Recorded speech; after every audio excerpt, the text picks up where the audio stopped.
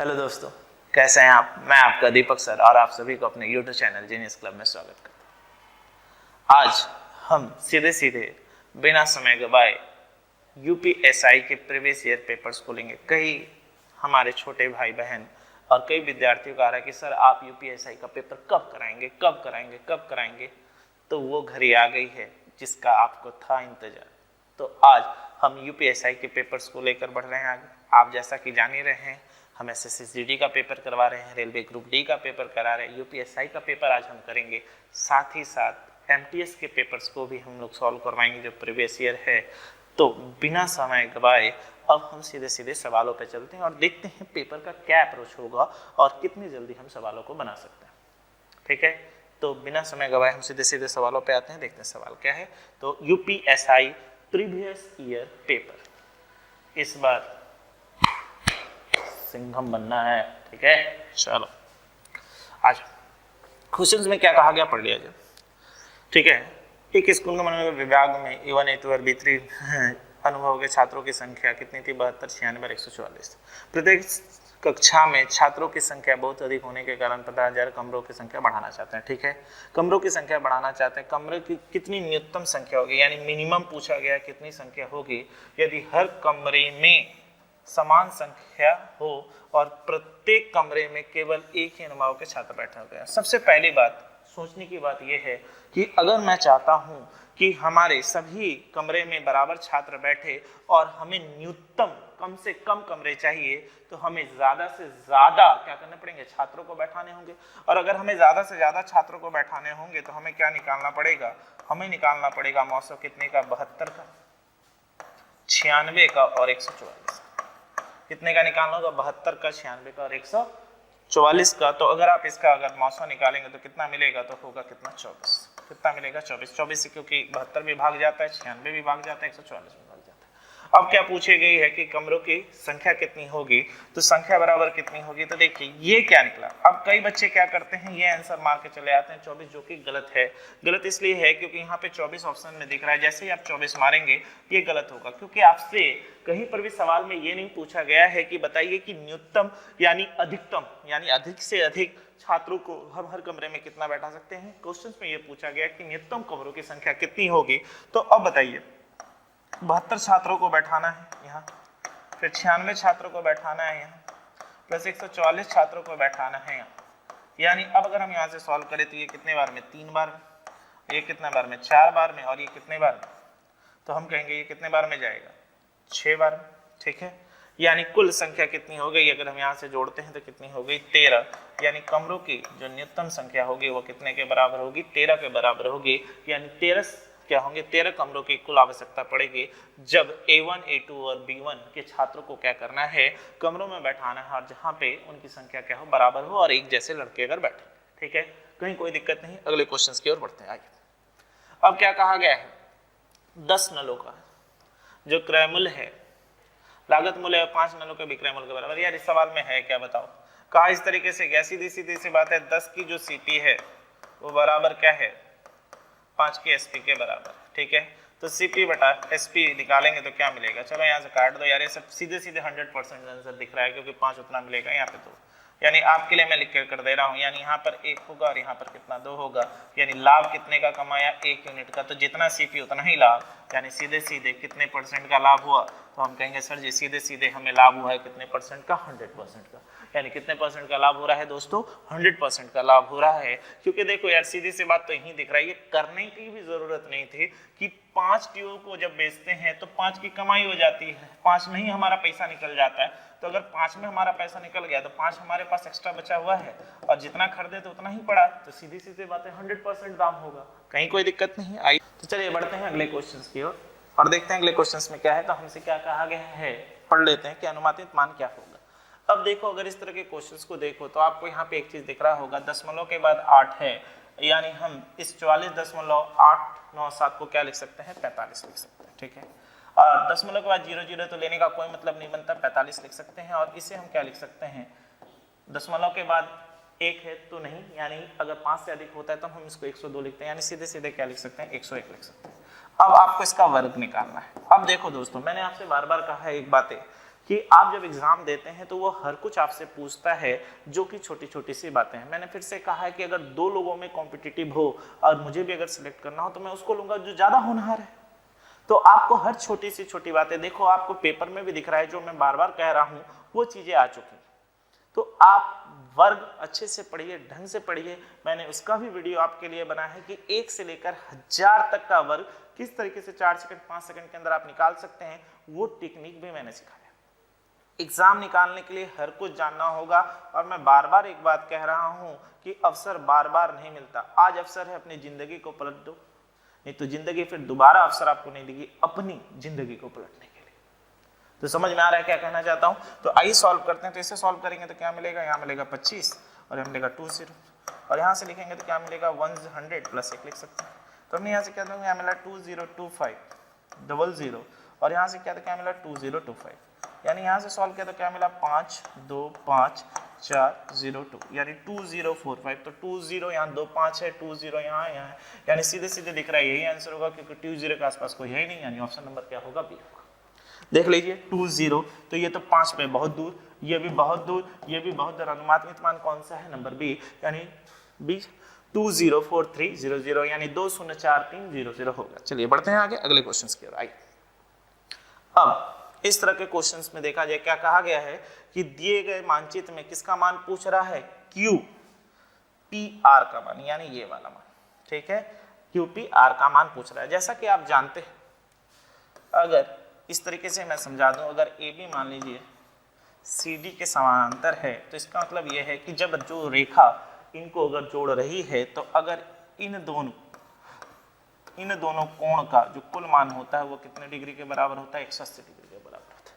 और हमारे सवाल में भी यहाँ देख लिया जाए, ये और ये क्या है, समानांतर हैं, और यहाँ पर दिख रहा है ये जो कोण है, जहाँ पर क्या दिया हुआ है x प्लस वाई, ठीक, और यहाँ पर भी क्या है x प्लस वाई, यानी फिर से अगर हम जोड़ें तो x प्लस वाई इनको जोड़कर कितने के बराबर है, 180 डिग्री के बराबर है। तो हम सीधे सीधे लिख सकते हैं 2x प्लस 2y 180 है। तो आप बताइए x plus y equal to कितनी होगी, 90 डिग्री होगी। और अगर x plus y equal to 90 degree होगी, तो आप ये देख रहे हैं पी क्यू आर एक त्रिभुज है जिसके दो कोणों को जोड़कर अगर 90 डिग्री है बाबू, तो आप बताइए अगला भी जो होगा वो कितना होगा, 90, क्योंकि आप जानते हैं त्रिभुज के कोण कोणों को मिलाकर कितना डिग्री होता है, 180 डिग्री होता है। यानी हमारे सवाल का आंसर क्या होगा, ऑप्शन नंबर ए, यानी सवाल का आंसर क्या होगा, सीधे सीधे 90 डिग्री, यानी ऑप्शन नंबर ए। तो उम्मीद करता हूं सवाल समझने में कहीं कोई दिक्कत नहीं हो रही, कि पेपर बड़े आसान हैं अगर आप टेक्निक को जानते हैं, तरीके को जानते हैं। बढ़ते हैं आगे अगले क्वेश्चंस की ओर, देखें अगले क्वेश्चंस में क्या है। चलिए देखें अगले क्वेश्चंस में क्या है, कि कहा गया है कि एक दुकानदार क्या करता है, किसी कपड़े को बेचने पर अंकित मूल्य पर 20% की क्या देता है, छूट देता है, और उस पर भी क्या करता है 30% का लाभ कमाता है। तो पूछा गया है कि अंकित मूल्य क्रय मूल्य से कितना अधिक है। देखिए इस तरह के क्वेश्चंस को कई लोग 100 लेकर बनाते हैं, कई तरीके से बनाते हैं। मैंने आपको बहुत शॉर्टकट तरीका बट्टे वाले चैप्टर में बताया है, जो कि मैंने इसका भी वीडियो आपके लिए बनाया था। क्या बताया था कि अगर इस तरह के क्वेश्चन हो जहां पे लाभ हानि दिया हो और छूट दी हुई हो, तो सीधे सीधे आप सूत्रों को क्या लिख सकते हैं, क्रय मूल्य बटा अंकित मूल्य बराबर 100 माइनस डिस्काउंट परसेंटेज, और यहां से अगर हम लिखेंगे तो क्या मिलेगा 100 प्लस माइनस प्रॉफिट हुआ तो प्रॉफिट, यानी लाभ हुआ तो लाभ, बट और लॉस परसेंट। सीधे सीधे सवालों का आंसर देखो एक लाइन में निकल जाएगा। यानी यहां से अगर हमें डिस्काउंट कितने का मिल रहा था, 20% की डिस्काउंट मिल रही थी, यानी सीपी कितना होगा 80 यूनिट, और हमें लाभ कितने का हो रहा था दोस्तों, तो हम कहेंगे लाभ लाभ लाभ 30% का लाभ हो रहा था। यानी कितने का लाभ हो रहा था दोस्तों, 30% का लाभ हो रहा था, यानी 130। यानी यहाँ से ये कट गया, यानी क्या मिला 8/13। तो हम कहेंगे हमारे क्रय मूल्य से हमारा जो अंकित मूल्य है कितना यूनिट ज्यादा है, तो हम कहेंगे सर ये 5 यूनिट ज्यादा है। तो हमसे पूछा गया 5 यूनिट जाना है, 8 × 100%। अब आपको मैंने ये भी पढ़ाया है, और ये आपको प्रतिशत के पहले वीडियो में मैंने बताया था कि अगर आप इस तरह की चीजों को अगर कैलकुलेशन एग्जामों में करते हैं, कसम खा के कहता हूं एग्जाम नहीं निकलेगा, कसम खा के कहता हूं एग्जाम नहीं निकलेगा, कि अगर इन छोटी छोटी चीजों को भी आप अगर कैलकुलेशंस करने लगे। मैंने आपसे बार बार कहा है कि परसेंटेज की वीडियो को बहुत अच्छे से देखिए, 1 से लेकर 20 तक का पूरा कैलकुलेशंस याद होना चाहिए। जैसा कि आप जानते हैं 8/100 का मतलब क्या होता है, 12.5% × 5, यानी यहां से अगर हम सॉल्व करेंगे तो क्या मिलेगा 62.5%, यानी हमारे सवाल का आंसर कितना होगा सी। अब यार इस सब सवालों के लिए अगर आप यहाँ पे भाग देंगे और भाग देके करेंगे, तो आपसे तो एग्जाम दूर भागेगा ही ना। आप इतनी मेहनत कर रहे हैं, इतनी मेहनत कर रहे हैं यार, सीधी सी बात है, आप दीवार को तुम धक्का दोगे, अब मेहनत करो लेकिन सही जगह पे अगर नहीं करोगे तो कहां से होगा? दीवार थोड़ी ना 5 इंच पीछे चली जाएगी। आपको मेहनत उसी तरीके से करना होगा कि टेक्निकली पढ़ना होगा कि किस तरह के क्वेश्चन आजकल एग्जामों में के ट्रेंड में आ रहे हैं, और अगर आप उस तरीके से पढ़ते हैं तो कसम से एग्जाम आपका जरूर निकलेगा, सिलेक्शन आपका जरूर होगा और वो टोपी आप जरूर पहनेंगे, लेकिन उसके लिए पूरा का पूरा एक एक चीज को पकड़ के चलो। समझ में आ रहा है? क्लियर है? बढ़ते हैं आगे, देखते हैं अगले क्वेश्चंस में क्या कहा गया है। आइए चलिए, क्या कहा गया है पढ़ लेते हैं कि एक दुकानदार क्या करता है, 2 तरह के चाय पत्तियों को मिलाता है, जिसमें से पहली चाय पत्ती का दाम कितना है 190 रुपए और दूसरी चाय पत्ती का दाम कितना है 150 रुपए। अब क्या कह रहा है कि वो 194 रुपए में क्या करता है, मिक्स करके बेचता है, जिससे उसको लाभ कितने प्रतिशत का होता है, 20% का लाभ होता है। अब इस सवाल के लिए बेस्ट तरीका क्या है, एलिगेशंस मैंने पढ़ाया था, तो सबसे पहले क्या करेंगे, जो मिक्स करके बेच रहा है उसका क्या निकाल ले, क्रय मूल्य निकाल ले। जो मिक्स करके बेच रहा है उसका क्या निकाल ले, क्रय मूल्य निकाल ले, तो कितना मिलेगा 194.40 गुने 100 बटे 20% का लाभ 120। ठीक, और यहां से भी अगर हम यहां से करते हैं तो कितना मिलेगा देख लेते हैं। यानी यहां से सॉल्व किया तो ये हटा इंटू 100 नीचे, ये गया 0 से 0 गया, यहां से काट लिया जाए कितना 12 एकम 12, यानी कितना मिला 74, 12 छक्के 162, यानी 162 रुपए क्या हो रहा है, मिश्रित का दाम हो रहा है। तो अब हम सीधे सीधे एलिगेशंस लगा सकते हैं दोस्तों, यानी पहले वाला चाय पत्ती, दूसरा वाला चाय पत्ती, पहले वाले चाय पत्ती कितनी है तो हम कहेंगे 190 रुपए करके दाम है, दूसरे वाले चाय पत्ती का दाम कितना है तो हम कहेंगे 150 दाम है, और ओवरऑल कितना है 162। तो आइए सॉल्व करते हैं। तो यहां से सॉल्व किया तो कितना मिलेगा, 90 में से 62 गया कितना आएगा 28, और यहाँ कितना आ गया 12, यानी यहां से सॉल्व किया तो क्या मिला 4 3 और 7, यानी कितना आ रहा है 3:7, यानी सवाल का आंसर कितना होगा 3:7 होना चाहिए, 3:7 होना चाहिए। यहाँ पे कितना है, क्या कहा गया है, सो दैट इन्वर्ट रेशियो 3:7 होना चाहिए दोस्तों।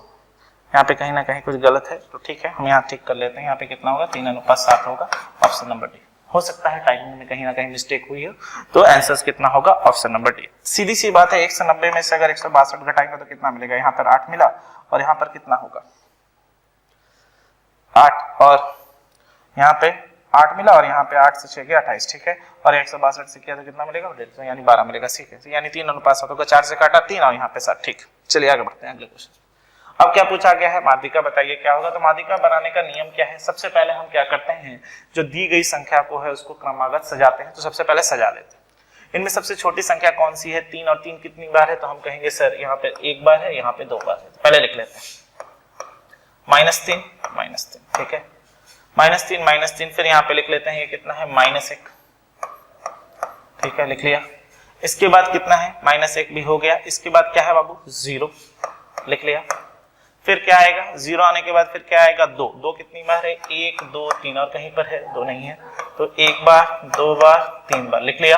अब फिर कौन सा बचा 5, 5 कितनी बार है 1 2 3 4 बार है, तो 5 2 3 4, लिख लिया। अब फिर 6 कितनी बार है, तो यहाँ पे लिख लिया 6 6 6 3 बार, 1 2 3, यानी 2 2 4 2 6, तो 10 2 12 2 14, 1 2 3 4 5 6 7 8 9 10 11 12 13 14 हो गया। तो अब बनाने का तरीका क्या है, माध्यिका निकालने का क्या होता है तरीका, माध्यिका निकालने का तरीका क्या होता है, क्या होता है n/2 टर्म, अगर सम में है, काउंटिंग किसमें है सम में, n/2 term plus n/2 plus 1 term, ठीक, बटे 2। तो चलिए ढूंढते हैं n/2 टर्म प्लस n/2 बटे 2, यानी यहां से अगर हम करते हैं तो n की वैल्यू कितनी है 14/2 टर्म, ठीक, प्लस 14/2 टर्म प्लस 1, ठीक, डिवाइडेड बाई 2। तो यहां से अगर हम काटे तो 7वां टर्म, यानी यहां से 7वां टर्म कितना होगा देख लेते हैं, 1 2 3 4 5 6 7, यानी 7वां टर्म कितना हो रहा है 2, और यहां से सॉल्व करेंगे 7, यानी 8वां टर्म कितना होगा 5/2, यानी यहां से सॉल्व किया तो क्या मिला 7/2, यानी हमारे सवाल का आंसर कितना होगा 3.5, यानी सवाल का आंसर कितने के बराबर होगा दोस्तों? 3.5 के बराबर। यानी माध्यिका में आपको करना क्या है, सबसे पहले संख्या को क्रमगत सजा लेना है, छोटे से बड़े क्रम में या फिर बड़े से छोटे क्रम में भी सजा सकते हैं, और सीधे सीधे अगर संख्याओं की गिनती अगर सम में है तो सीधे सीधे हम ये सूत्र क्या कर सकते हैं, लगा सकते हैं। तो उम्मीद करता हूं सवाल समझने में कहीं कोई दिक्कत नहीं, चीजें क्लियर हो रही हैं, और एग्जाम को बनाने का तरीका भी क्या है आप वो भी सीखना। पैनिक नहीं होना एग्जाम में। मैंने आपसे बार बार कहा है कि हर तरह के क्वेश्चनों को आपको पढ़ना है और हर तरीके के टेक्निक को आपको जानना है। एक बार याद निकाल लो अच्छे से एग्जाम, जिंदगी आपकी अपने आप सुधर जाएगी। जो आप इतना त्याग कर रहे हो, दिन दिन भर भूखे पेट रहते हुए पढ़ रहे हो, ठीक है, उस छोटी सी कोठरी में रह रहे हो जहां पे 4 लोग 6 लोग एक साथ रह रहे हो, इतनी मुसीबत को झेल रहे, तो बहुत मन लगा कर पढ़ो यार।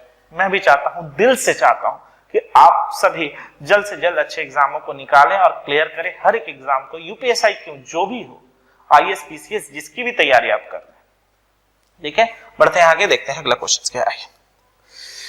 क्या कहा गया है? लगभग मान। वाह, फिर से देखो सवाल क्या आ गया।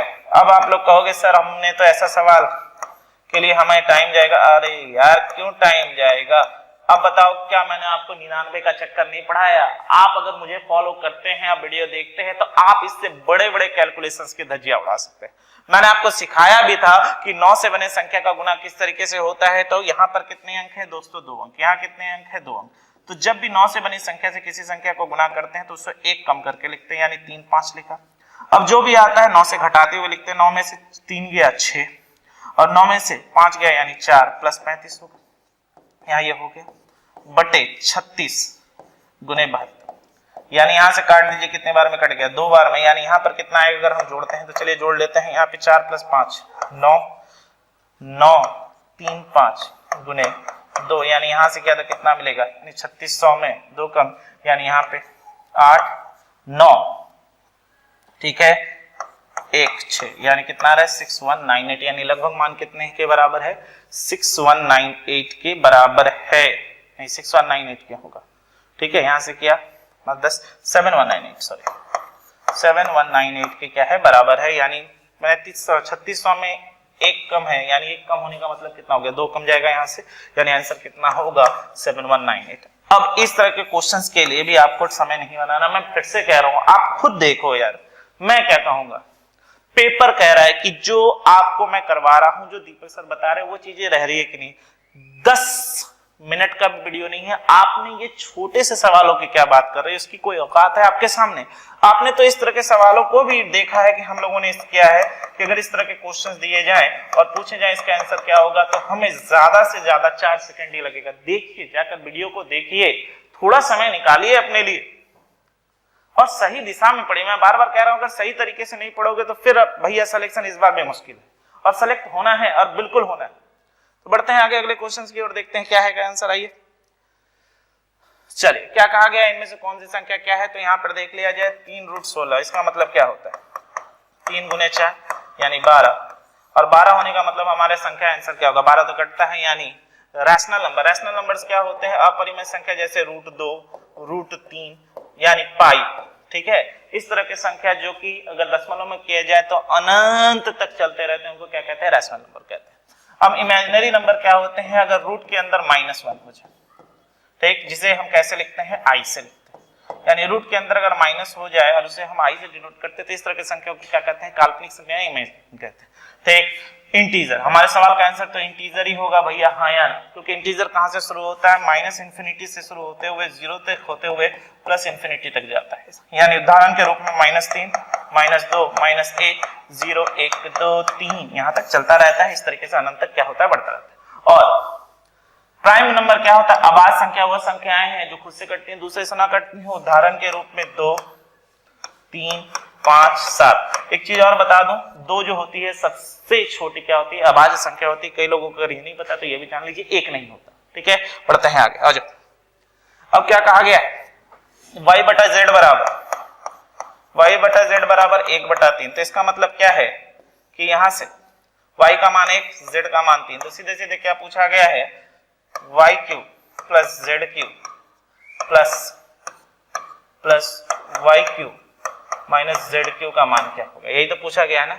y³ + z³ plus y³ - z³ का मान क्या होगा? यार तो हम तो सीधे सीधे बना सकते हैं सवाल को, हमें तो उस तरीके से भी करने की जरूरत नहीं है, यहाँ पे प्लस तो नहीं होना चाहिए, नहीं प्लस नहीं होगा, शायद लिखने में कहीं कुछ गलती हुई है, यहाँ मेरे ख्याल से बाई होना चाहिए, नहीं तो ऐसे कट जा रहा है, जेड क्यू यहाँ भी प्लस में है या भी माइनस में कट जाएगा, यहाँ बाई होना चाहिए, यहाँ बाई होगा, लिखने वाले ने टाइपिंग करने वाले ने गलती की, यहाँ बाई होगा, यहाँ बाई होना चाहिए। तो अब आइए सवालों को बना लेते हैं, देखते हैं क्या आएगा।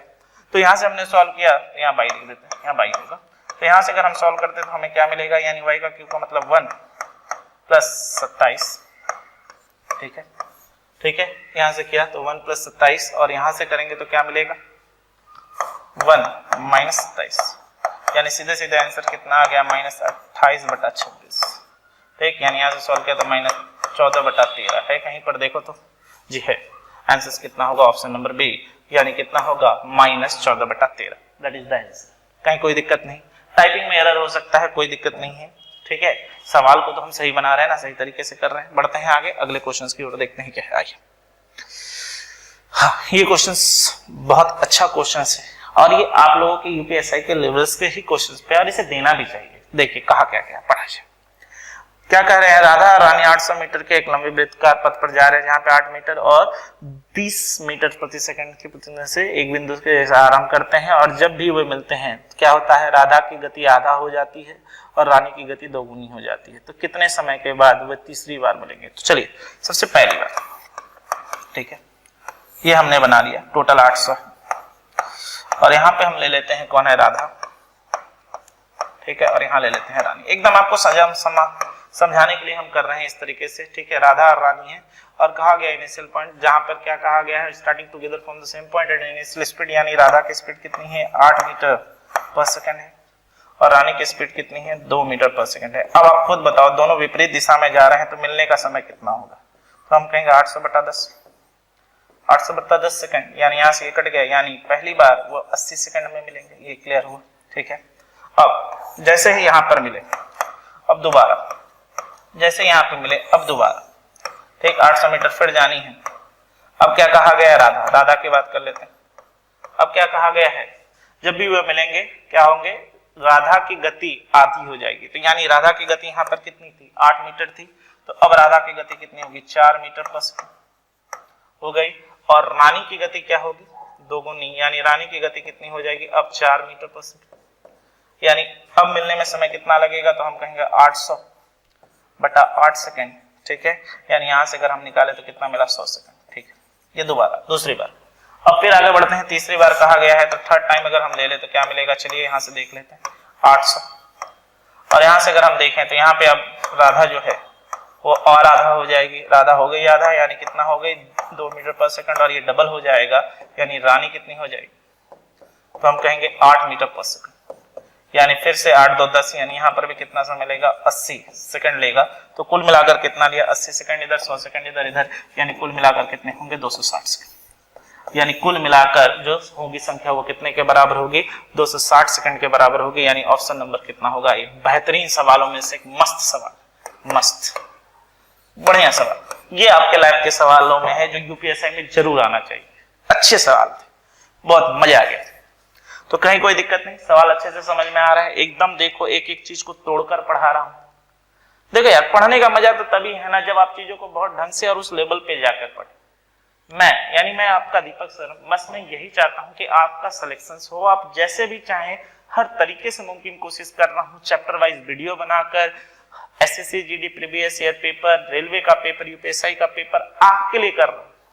अब अगर आप सपोर्ट नहीं करेंगे, अगर आप इन चीजों को नहीं देखेंगे तो मुझे क्या है, मेरे पास तो बहुत सारे स्टूडेंट्स हैं जिनमें से आप भी एक हैं, तो मैं जानता हूं उनका दुख दर्द क्या है दोस्त। तो देखिए, और मैं फिर से कह रहा हूं, अपने दोस्तों तक भी शेयर कीजिए, आपको अगर अच्छा लग रहा है और आप ये अगर सोच रहे हैं अपने दिल से कि हाँ ये टीचर जो है ये हमारे लिए मेहनत कर रहा है और वो यहां से मेहनत कर रहा है, बस मैं यही चाहता हूं दोस्तों, ठीक है।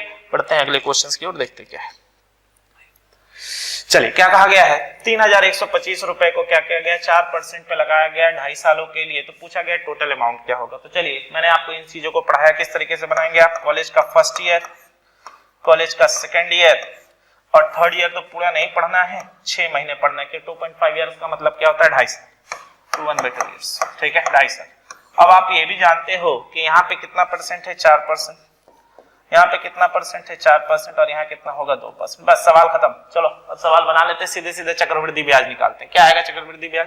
3125 का 4% अगर करते हैं तो यहाँ पर कितना होगा 1225 इंटू 4, यानी यहाँ से क्या तो कितना मिलेगा 0 0, यहाँ पर क्या तो 0 0, ठीक है। यहाँ पर कितना 5 12 यानी 2 0 है, यानी कितना आएगा 125, यहाँ 125, यहाँ 125 और यहाँ पे कितना होगा 62.5, ठीक है। अब 125 गुने 4, 125 का 4% करेंगे तो कितना आएगा बाबू? तो हम कहेंगे सर 5 रुपया, ठीक है। अब ये यहाँ पे हो चुका है, तो यहाँ से अब करेंगे तो कितना आएगा 2.5 पहले वाले के लिए, फिर 2.5 दूसरे वाले के लिए, और 5 का फिर 4% अगर हम करें, ठीक है।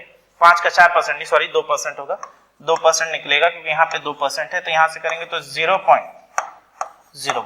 तो चलिए सभी को जोड़ लेते हैं, कितने के बराबर हो गया देख लेते हैं। 125 125 250, और यहाँ पे करेंगे 62.5 यानी हो गया 312.5, और 312.5 में अगर 2 जोड़ेंगे तो 322.5, और यहाँ पर 322 क्या होगा 5 ही तो होगा ना, हाँ ठीक है। और यहाँ पर 322.5, ठीक है, नहीं 10, यहाँ सॉरी यहाँ पर 1 होगा 1.0, ठीक है, यानी यहाँ पर कितना होगा 6 हो जाएगा 6, ठीक है।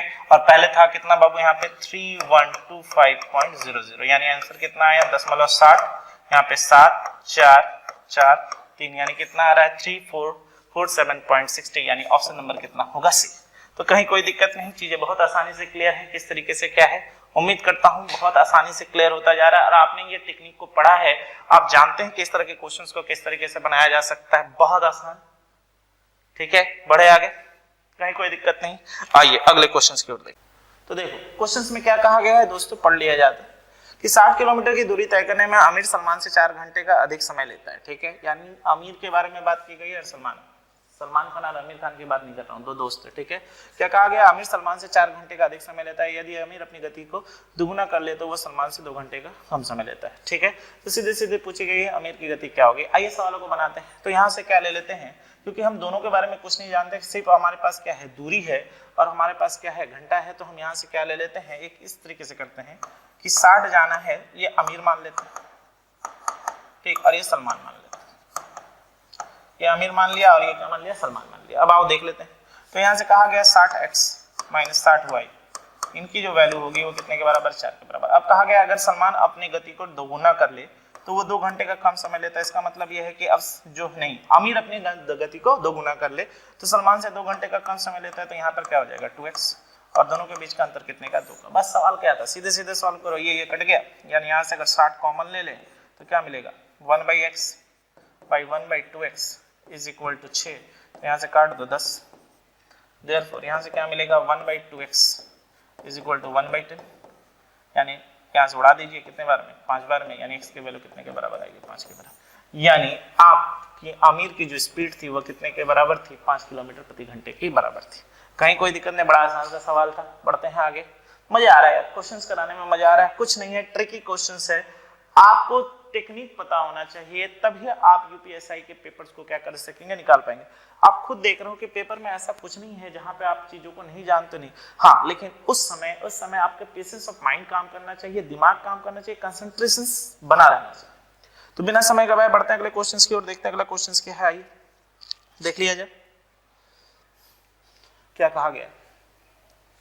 चलिए, घर बनाने के लिए केतु ने क्या किया है, 49 इतना मीटर का एक प्लॉट खरीदा, ठीक है भैया, पहले प्लॉट बना लेते हैं। आज एक प्लॉट खरीदा 49 और इधर कितना है 46, ठीक है, मीटर, ठीक है, खरीदा। पहले उसने एक कुआं खोदा जिसकी त्रिज्या 7 मीटर है और गहराई 40 है, मतलब इसके बीच में एक कुआं खोद दिया, अरे बाबा रे, ठीक है, खोद दिया, जिसकी त्रिज्या कितनी है 7 मीटर है और ऊंचाई कितनी है ऊंचाई 40 मीटर, ठीक है भैया, कर दिया गया। तो पूछा गया है और खुदा इस अवधि के दौरान खुदाई की मिट्टी को पूरे खेत में समान रूप से फैला दिया गया, तो वही पूछेगा कि बताइए मिट्टी की में वृद्धि, भूमि की वृद्धि कितने % की हुई। ये सब सवाल बड़े अच्छे सवाल हैं। तो सबसे पहले हम एक काम करते हैं, कुल मिट्टी कितनी निकाली गई वो निकाल लेते हैं। यानी अगर आप देखें तो ये एक बेलन है और बेलन का फॉर्मूला आप जानते हैं क्या होता है, पाई आर स्क्वायर, ठीक है। यानी पाई का मतलब 22/7 गुने 7 मीटर गुने 7 मीटर और एस कितना 40, ठीक है। तो 7 से 7 कट गया, यहीं पर रहने देते हैं, यानी कितना हो गया 22 गुने 7 गुने 40 मीटर क्यूब, यानी इतनी मिट्टी क्या है निकाली गई है, ठीक है। अब क्षेत्रफल निकाल लेते हैं, शेष जमीन का क्षेत्रफल क्या हो गया, ठीक है। तो क्या कहा गया है, क्षेत्र घर का शेष क्षेत्रफल कितना होगा निकाल लेते हैं। तो यहाँ से कितना था, कुल क्षेत्रफल कितना था 49 गुने 46 मीटर स्क्वायर, ये पूरे के पूरे किसका, रेक्टेंगल का, हाँ या ना, ठीक है। तो रेक्टेंगल का निकल गया। अब यहाँ से कहा गया है जिसमें से, अब अगर आप ये गौर से देखें तो ये देखिए आपको क्या दिख रही है, ये आपको वृत्त दिख रहा होगा, आयत का निकल चुका है और ये आपको वृत्त दिख रहा होगा। तो इसको छोड़कर हमको सब जगह पे क्या करना है, मिट्टी को डालना, ठीक। तो सबसे पहले शेष क्षेत्रफल निकाल लेते हैं, इतना स्क्वायर माइनस यहाँ से करेंगे तो क्या मिलेगा, ये क्या है, वृत्त है, वृत्त का क्या होता है pi r square, 22/7 into r square मतलब 7 × 7 मीटर स्क्वायर। चलिए सॉल्व करते हैं, इसको क्या लिख सकते हैं, इसको ऐसे लिख लेते हैं 50 - 1 जिसको हमें करने में आसानी होगी। यानी यहाँ से अगर हम करेंगे तो क्या मिलेगा 2300 - 46 मीटर स्क्वायर। देखिए प्रैक्टिकली मैं आपके लिए कर रहा हूँ, चीजों को समझते हुए जाइएगा, ठीक है। और यहाँ से काट दिया, 7 से 7 काट दिया, -154 मीटर स्क्वायर। तो यहाँ से अगर हम करते हैं तो हमको कितना मिलेगा 2254 - 154 मीटर स्क्वायर, ठीक है। यानी यहाँ पे 0 0, यहाँ पर क्या आएगा 1 2100, यानी कितना मिल गया 2100 मीटर स्क्वायर हमारा क्या है बचा हुआ क्षेत्रफल है, जो कि आयतन का घर का है, ठीक है। अब क्या कहा गया है कि अब हमने मिट्टी को डाली तो 2100 मीटर स्क्वायर, मान लेते हैं हाइट बढ़ाए कितनी, यहाँ पे हम ले लेते हैं हाइट बढ़ाए h। अब ये जितनी मिट्टी होगी वो कितने के बराबर होगी, तो हम कहेंगे सर जी 22 × 7 × 40 मीटर क्यूब के बराबर होगी। अब हमारा काम है कैलकुलेशंस करना, यहाँ से कट गया, ये कट गया, ठीक है। 7 से काट दिया, कितने बार में कट गया 30 बार में, 300 बार में 0 से 0 कैंसिल, ठीक है। तो यहाँ पे अगर हम लिखे तो h की वैल्यू कितनी आ रही है, तो हम कहेंगे 88/30। तो यहाँ से सॉल्व कर लेते हैं, 88/30 का मतलब कितना होगा, देख लिया जाए, 88/30 का मतलब कितना होगा, 2 से किया तो 60, यानी 8, और यहाँ पे फिर यहाँ पर क्या लिख सकते हैं, दशमलव देखिए 0। अब कितने बार में जाएगा दोस्तों, दशमलव देके 0 लिख दिया, तो अब कितने बार में ले जा सकते हैं, 8 बार में, 9 बार में, यानी 9 बार में अगर हम ले गए तो 2.9 हो रहा है, यानी कितना हो रहा है 270, और फिर यहाँ से करेंगे तो 10, ठीक है। फिर 3 बार में, फिर यहाँ से करते हुए हम जाके जा सकते हैं, यानी यहाँ पे 100 होगा, तो फिर यहाँ से करते हुए जाएंगे 90, यहाँ यानी 2.9999, यानी आंसर कितना होगा, ऑप्शन नंबर ए। तो इस तरह के क्वेश्चन को बड़े आसानी से किया जा सकता है अगर आप तरीका जानते हैं। देखिए मैं फिर से समझा देता हूँ, देखिए ये रेक्टेंगल है, यानी घर जो है ठीक, यहाँ पे गलती होगी, यहाँ पे 6 होगा 46, ठीक है। यानी 49 गुने 46 यहाँ से निकला, यहाँ पे हालांकि हमने कैलकुलेशंस में वही लिया है, ठीक है। इस आयत है, इस आयत से क्या कर रहे हैं आप, बीच में क्या कर रहे हैं, गड्ढा खोद रहे हैं, जिससे कि आप क्या कर रहे हैं, यहाँ से मिट्टी निकाल के चारों तरफ फेंक रहे हैं। तो आप मिट्टी कहाँ फेंकोगे, चारों तरफ फेंकोगे, और ये जो है, ये जो वृत्त है, ये तो क्या रहेगा, खाली ही रहेगा, और उसके चारों तरफ अपने मिट्टी फेंका। तो आपने जितनी भी मिट्टी निकाली होगी, आप उसी को क्या करेंगे, शेष बचे क्षेत्रफल में डालोगे, तो शेष बता क्षेत्रफल कितना है 2100, और जिसकी ऊंचाई कितनी है, हमने मान लिया कि ऊंचाई बढ़ रही है h, तो सीधे सीधे सॉल्व किया तो क्या मिला 2.9333 चलता चला जाएगा, ठीक है। कहीं कोई दिक्कत नहीं, बढ़ते हैं अगले क्वेश्चंस की ओर, बढ़ा जाए दोस्तों, समझ में आ रहा है, एकदम अच्छे से सवालों को पकड़िए, बड़ा मजा आ रहा है सवाल करा के। इस तरह के लेवल के क्वेश्चंस को कराने में ही तो मजा है ना, जो आप यूपीएसआई की पेपर्स को देने वाले हैं। तो बहुत अच्छे से देखो यार, बढ़ा जाए आगे, देखते हैं अब, ठीक। अब क्या कहा गया, पढ़ा जाए। In a hostel there are 50, if the number of the student increases and then the total expenditure is increased by ₹40 per day, but the average expenditure, ये कितनी बार कराया जा चुका है, ये सवाल कितना बार आ चुका है, कितनी बार। मैं आपके लिए चाहूं तो इस सवाल का एक लाइन में बना सकता हूं, लेकिन एक लाइन में ना बनाकर आपके लिए मैं सवालों को लिख कर देता हूं, जिससे कि आप समझ पाए यार, समझो ये सब सवाल कितनी बार आएंगे एसएससी में, यूपीएसआई में, बैंक में, कहां रेलवे में, कहां ये क्वेश्चंस नहीं आया है, ठीक है। अब सवालों को पढ़ लिया जाए और समझ लिया जाए, तो हम यहाँ पे क्या ले लेते हैं, हम यहाँ पे ले लेते हैं संख्या, ठीक, यहाँ पे ले लेते हैं औसत खर्च, ठीक, औसत व्यय, और यहाँ पर कुल। अब मैं आपके लिए ही लिख कर रहा हूं जिससे आप समझ पाए दोस्तों। देखिए क्या है, तो हमको पता है कि पहले जो छात्रों की संख्या थी वह कितनी थी, 50 विद्यार्थी थे, ठीक है। और मान लेते हैं उनका औसत खर्च x होता था, तो पहले कुल खर्च कितना होता था, तो हम कहेंगे सर जी पहले कुल खर्च 50x होता था, ठीक है। अब कहा गया है कि अगर विद्यार्थियों की संख्या 10 बढ़ जाए, यानी विद्यार्थियों की संख्या 10 बढ़ गई, तो कहा गया है कि औसत खर्च में 4 रुपए कम हो गए। औसत खर्च में 4 रुपए कम हो गए मतलब कितना होगा, x माइनस ₹4। तो अब यहाँ पर कितना होगा कुल खर्च, तो हम कहेंगे 60 गुने x माइनस ₹4, यानी यहाँ से क्या तो क्या मिलेगा 60x माइनस 240। और हमारे सवाल में तो ये कह ही दिया गया है यार वो कि इन दोनों का जो अंतर है सवाल में कितने के बराबर है, क्योंकि हमारी प्रतिदिन का जो खर्च है वो कितना बढ़ गया है, तो हम कहेंगे 40 रुपया बढ़ गया, सवाल खत्म। मैं चाहता तो एक लाइन में कर सकता था, और मैंने आपको ये सिखाया भी है कि एक लाइन में सवालों को करिए, ठीक है। फिर भी आपके लिए पूरा का पूरा लिख कर रहा हूं कि जिससे कि जब आप इस वीडियो को देख रहे हैं आपको वो दिन और वो समय याद आ जाए जिस तरीके से आपने सवालों को सीखा था। तो यहां से करेंगे तो क्या मिलेगा, 60x माइनस 240 माइनस 50x बराबर 40।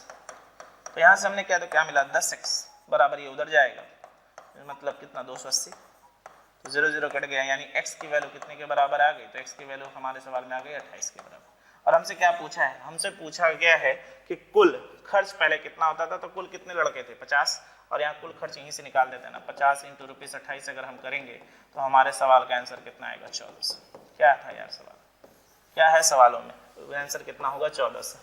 आप निकाल सकते हो पेपर, मैं फिर से कह रहा हूँ और बहुत ढंग से कह रहा हूँ, क्या बताऊं अंदर से इतनी उत्तेजना आ रही है कि क्यों नहीं निकलता है पेपर। और आप लोग जो मैथ्स का हुआ बनाते हैं ना ऐसा ऐसा, क्योंकि आपको सही ढंग से पढ़ना नहीं आता। अगर आप पढ़ना सीखते हैं तो बिल्कुल निकाल सकते हैं। यार क्या है क्वेश्चनों में, मैंने तो कुछ क्वेश्चनों को उठाया है जो प्रीवियस ईयर्स के पेपर्स में आया, कुछ है देखो ना। अब ये सिलसिला चलता चला जाएगा, कहीं कोई दिक्कत नहीं, कहीं कुछ समझने में दिक्कत नहीं, बनाओ यार, निकाल लो एग्जाम दोस्त, निकाल लो। बढ़ते हैं आगे, देखते हैं अगले क्वेश्चंस में क्या है। यार क्या बोलूं, अंदर से नीचे तक पूरा देख रहे हो, देखो रुआ खड़ा हो जा रहा है कि क्या क्वेश्चन है और इसमें क्या हुआ बना के रखते हैं मेरे छोटे भाई बहन, ठीक है। बढ़ते हैं आगे, देखते हैं अगला क्वेश्चंस क्या है। आइए तो देखिए अगले क्वेश्चंस में क्या है, ये भी एक बड़ा अच्छा रोमांचक क्वेश्चन है, तो चलो पढ़ लेते हैं, देख लिया जाए क्या कहा गया है। कहा एक वैज्ञानिक मंच में भाग लेने वाले छात्रों के समूह की औसत आयु 17 वर्ष थी। मुझे पता नहीं कितने संख्या में है, ठीक है देख लिया जाए। 16 वर्ष वाले जब 10 नए छात्र भी मंच से जुड़ते हैं जिनके कारण छात्रों में पूरे 16.5 हो जाता है, तो विज्ञान मंच पर भाग लेने वाले प्रारंभिक छात्रों की संख्या कितनी थी। क्या पूछेगी, प्रारंभिक छात्रों की संख्या। तो मान लेते हैं ना यार, पहले प्रारंभिक छात्रों की संख्या x थी और औसत कितनी थी, औसत कितनी थी 17, ठीक, औसत कितनी थी 17, तो कुल कितना होगा, तो कुल बराबर होगा 17x, ठीक है, ये निकल गया। अब कहा गया जब 10 नए छात्र आते हैं तो क्या है, जिनकी औसत आयु कितनी है 16 वर्ष। जब 10 नए छात्र आएंगे तो क्या होगा, 17x तो था और 10 नए के आने के कारण 16 गुने 10 यानी इतने वर्ष बढ़ जाएगी। मैं सब तोड़ तोड़ के आपके लिए कर रहा हूँ, कहीं मत कहना कि सर आप ऐसे ही बना रहे, ठीक। तो अब छात्रों की संख्या कितनी हो गई, x + 10 हो गई, ठीक। छात्रों की संख्या कितनी हो गई, x + 10 हो गई, और जो कि कितने के बराबर है। अब कहा गया औसत आयु कितना हो जाता है 16.5। तो चलो ना सॉल्व कर लेते हैं सीधी सी बात। 17x + 160 बराबर 16.5x + 165, ठीक। ये इधर आएगा और ये नदिया के उस पर जाएगा, तो यहाँ से क्या मिला 0.5x बराबर 5। हाँ तो यहाँ से उड़ा देना यार 10, क्योंकि 1 से कटता तो 5 आता, तो 0.5 से कटेगा तो 10 आएगा, यानी सीधे सीधे आंसर कितना हो गया 110, ठीक। कितना आंसर हो गया 10। तो उम्मीद करता हूं आज जिस तरह के सवालों को आपने किया है बहुत गौर से और बहुत अच्छे ढंग से देख लीजिए, और मेरी बात आपको जरूर याद आ रही होगी जो कि मैं आपको हर वीडियो में कह रहा हूं कि हर एक छोटी चीज को देखिए। परसेंटेज का वीडियो आपके लिए बना है, सभी चीज के वीडियो लेटेस्ट क्वेश्चंस के साथ आपका बना है। दोस्तों कॉम्पिटिटिव तगड़ा होने वाला है, जो नए तैयारी कर रहे हैं वो भी, और जो कई वर्षों से इसका इंतजार कर रहे हैं वो भी। इस बार जिस तरीके से अर्जुन ने चिड़िया की आंख को भेदा था ना, इस बार यूपीएसआई को भी आपको उसी निशाने पे रखना होगा, और इस बार का मौका चूक ना जाए, सीधे पवेलियन पार। पवेलियन पार कहने का मतलब है नौकरी चाहिए तो चाहिए, सब कुछ त्याग देंगे, ऐसा भूख होना चाहिए, जानते हो ना भूख। अगर मैं इस तरीके से आपसे बात करूं कि भूख की बात की जाए, तो जब आप किसी से मिलते हैं तो क्या करते हैं, उसकी रिप्लाई का इंतजार करते हैं, रात रात भर जगे रहते हैं, वो उत्सुकता रहती है यार एक रिप्लाई तो आ जाए, रात रात भर एक बार फोन देखते हैं, करवटें बदलते हैं। वही आग आपके अंदर लगनी चाहिए। रात रात भर नींद नहीं आएगी कि हाँ यूपीएसआई का पेपर लेना है या नहीं लेना है, उस नींद को, उस भूख को पकड़ के रखना है यार, और वो चाहिए मतलब चाहिए। तो बस आज मैं इसी वाक्य के साथ अपनी इस वीडियो को खत्म करूंगा और नेक्स्ट वीडियो जल्द ही आपके लिए लेकर आऊंगा, यूपीएसआई का दूसरा वीडियो भी। तो इसी तरीके से बना रहिए जहां पे हम प्रीवियस ईयर के क्वेश्चंस को क्या करते हैं, अपने तरीके से बनाते हैं। तो बस आज के लिए इतना ही। थैंक यू, धन्यवाद, खुश रहिए और मस्त रहिए।